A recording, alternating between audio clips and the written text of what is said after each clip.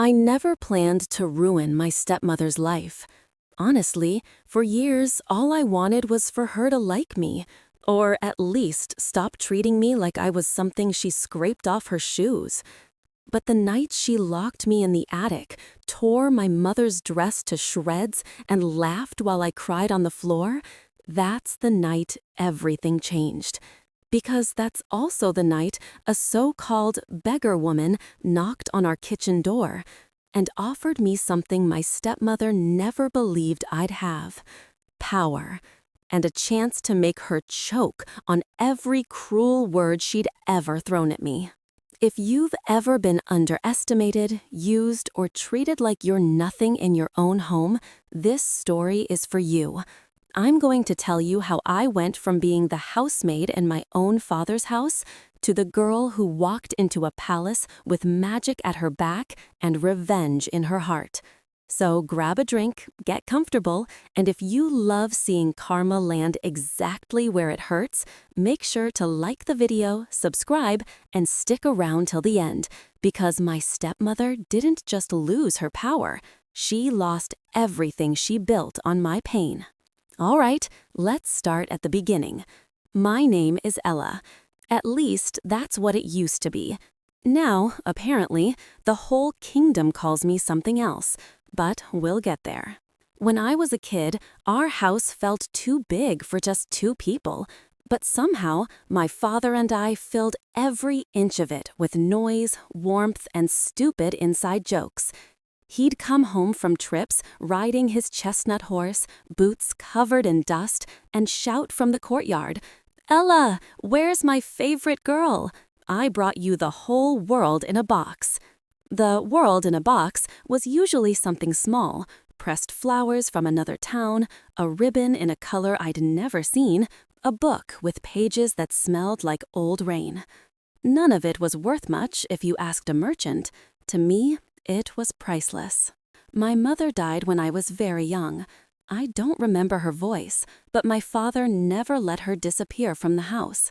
Her portrait was in the sitting room, her dress in a cedar chest, her favorite lullaby humming on his lips when he thought I was asleep. He always told me, "Have courage and be kind, Ella. Kindness is not weakness, it's your power." I believed him for a long time. We had trusted staff: the cook who let me steal berries, the stable boy who taught me to braid the horse's mane, the housekeeper who still called me Little Miss even when I was too tall for the name. It wasn't a perfect life, but it was safe. And I didn't realize how fragile that safety was until the day my father brought her home. I still remember the first time I saw my stepmother. Our front door opened, and in walked this woman dressed in deep green silk, every fold of her dress placed perfectly like it was afraid of her. Her hair was pinned up so tightly it looked like it hurt. She had a smile on her face, but it never touched her eyes. Behind her were two girls, my new stepsisters, Drizella and Anastasia. One had the kind of smirk that said, "I know I'm better than you," and the other looked like she was always about to whine. Both smelled like expensive perfume and boredom. Father looked nervous. That was my first warning. "Ella," he said, "this is Lady Tremaine, my wife, and these are her daughters. We'll be a family now." A family? Cute word. Didn't age well. My stepmother walked up to me, heels clicking like tiny warnings, and placed her gloved hands on my shoulders. Up close, her eyes were ice. "Ella," she said, "I've heard so much about you. Your father adores you." It sounded like a complaint.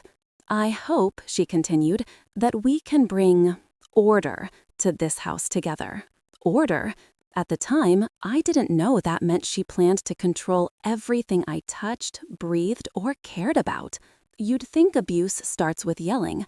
Sometimes it starts with silence. My father began traveling more, longer trips, new responsibilities. The dinners where it used to be just me and him turned into performances where I sat stiffly while my stepmother commented on every tiny thing I did wrong: how I held my fork, how I dressed, how I laughed. Every time I wore something simple, she'd tilt her head and say, "Is that really how you want to present yourself, dear?" Not an insult, just tiny cuts. Her daughters copied her. They never hit me. They didn't need to. They rolled eyes, whispered, snickered every time I opened my mouth. One afternoon, I found Anastasia wearing my mother's necklace. "Take that off," I said. She scowled. It was just lying there. My stepmother appeared behind us. "Is there a problem?" When I explained it belonged to my mother, she smiled and said, "Oh, darling, what's yours is ours. Surely your kindness extends to your new sisters." That was the first time a quiet part of me cracked. Then Father died. His death didn't feel real at first. A messenger rode up with the news, and I collapsed in the courtyard. At the funeral, I watched my stepmother dab her eyes with a dry handkerchief as she whispered about debts and estates instead of grief. When I stood alone beside the coffin, she didn't come to comfort me. Not once. Later, she called me into Father's study, still smelling of him, still holding his jacket on the chair, and told me that there were debts, that we all had to make sacrifices. The first sacrifice was the staff being dismissed. The second was moving me from my bedroom to the attic. "Just until we stabilize," she said. Temporary, stretched into forever. They called me Cinderella after I slipped near the hearth and got ashes on my face. Drizella said it first, laughing, and then every day they used it like a joke. Names have power. They used mine like a leash. The cruelty wasn't dramatic, it was constant. They made me eat scraps. They forgot to unlock my door on market day. They slowly took my belongings, my dresses, my books, my mother's shawl, claiming they needed them more. When visitors came, my stepmother called me simple, useful, slow. It chipped away at me, day after day. I shrank myself without realizing. My laughter died in my throat. But things changed the day I met a stranger in the woods, a boy with wild eyes chasing a stag. He apologized, we talked, and he listened like I mattered. I hadn't felt seen like that in years. I didn't know he was the prince.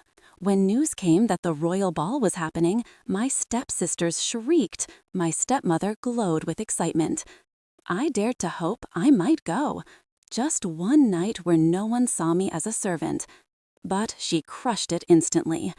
"You, dear, with nothing to wear, someone must stay behind." Still, like a fool, I hoped. I worked harder, helped with their fittings, fixed their hems, and secretly mended my mother's gown.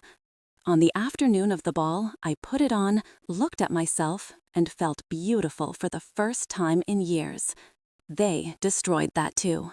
Drizella screamed when she saw me.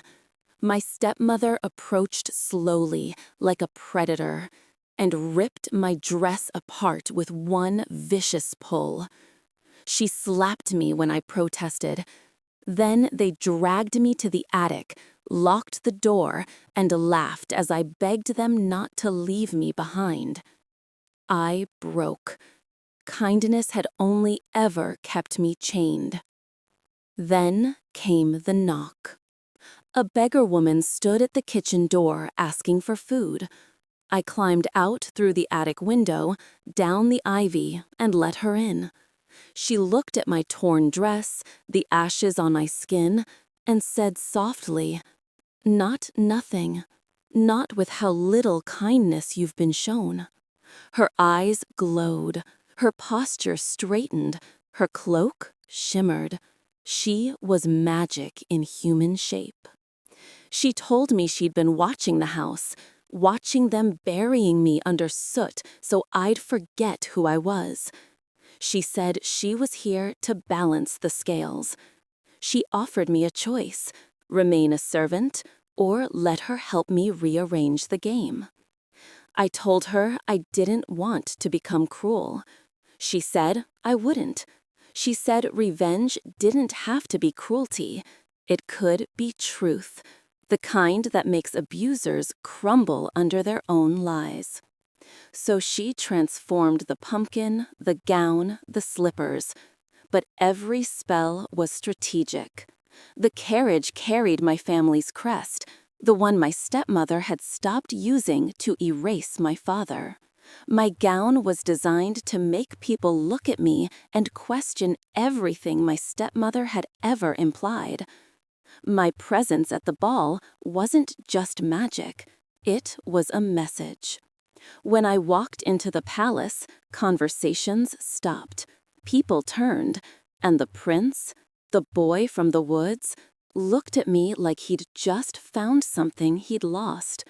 We danced, we talked, and on a balcony under the stars, I hinted at the truth, that people like my stepmother hide their cruelty in politeness, that if he wanted to know who in his kingdom he could trust, he should visit households unannounced.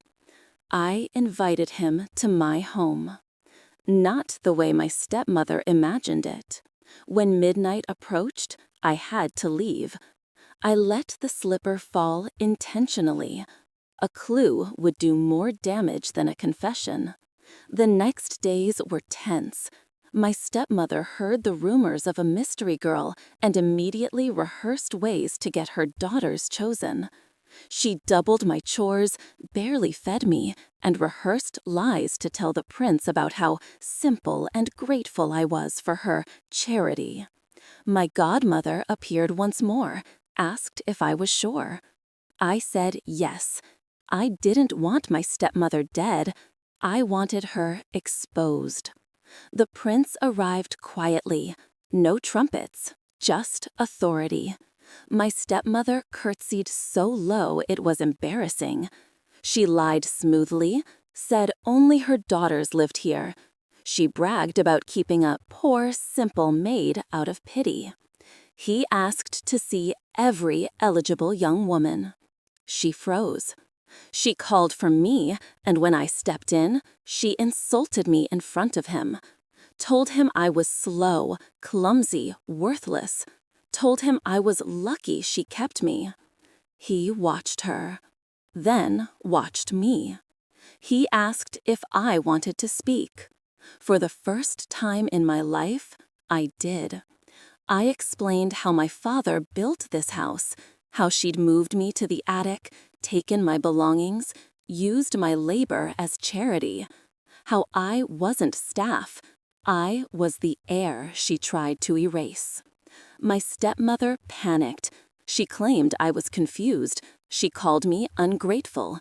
She tried to raise her hand to slap me again, but the prince stepped between us. The royal legal advisor confirmed everything in the will. The estate was mine. She had mismanaged funds, lied to the crown, and exploited a minor. The prince placed the slipper on my foot in front of everyone, not as a romantic gesture, but as proof that I was the girl who'd asked him to see truth with his own eyes. He stripped her of control over the estate. She wasn't jailed, but she lost access to the money, the accounts, the power. Her reputation collapsed. Invitations stopped. People whispered. Her daughters panicked. Drizella stayed bitter. Anastasia, surprisingly, apologized. Not fully, but enough to show she wasn't completely lost. My stepmother stayed for a while, humiliated, powerless. One day I found her staring at my father's portrait. She accused me of winning.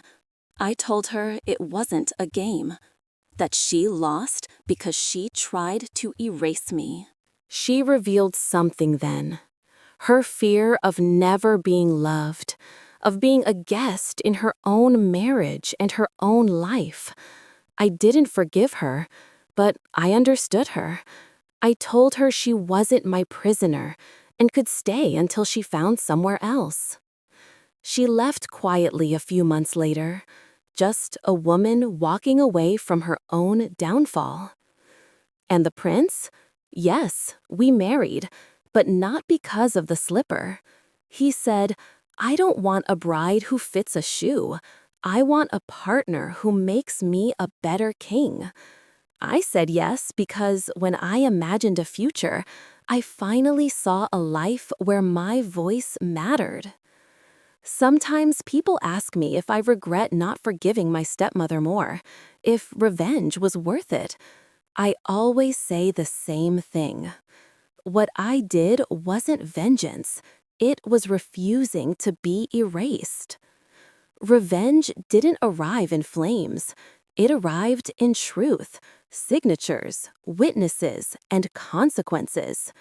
It arrived when I stood in a room full of people and said, "This is who I am.